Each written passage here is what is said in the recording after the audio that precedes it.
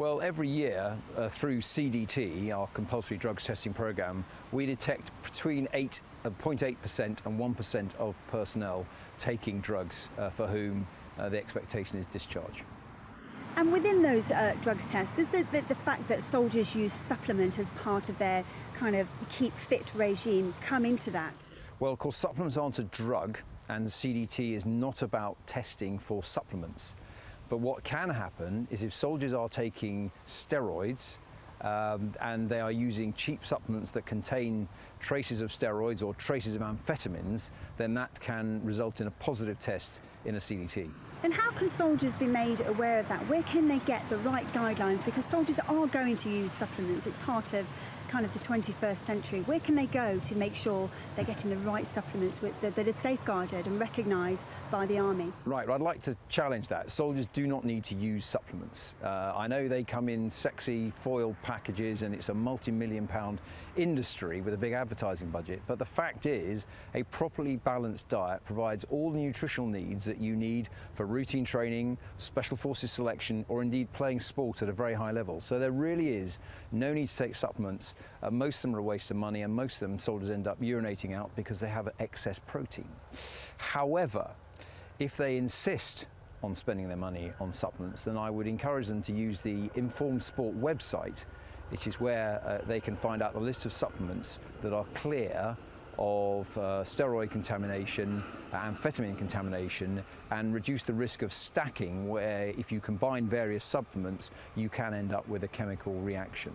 So is the stance still, quite strong with the Army? If you're found to have, a banned drug within the system, you're automatically discharged? The expectation, if you are caught positive on a CDT, whether it's for recreational drugs or drugs such as steroids, is that you will be discharged.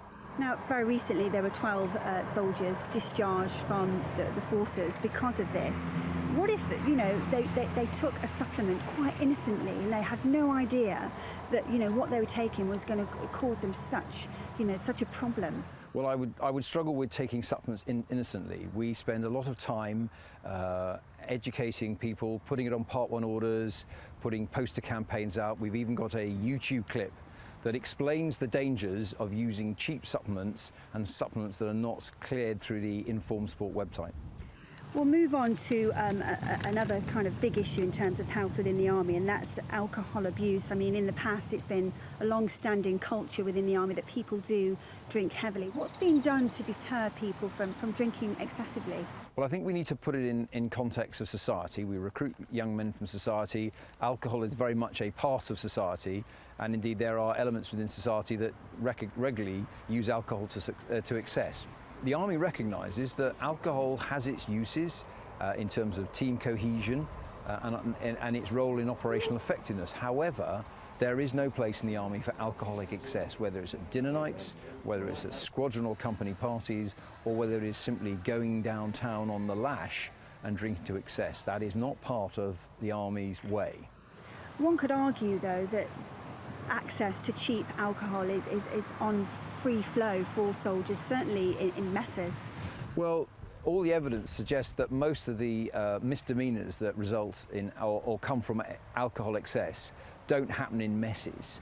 People might have a drink or two, I think they call it preloading in the messes, but most of the trouble happens down in the towns, in the clubs, in the bars. That's where it happens.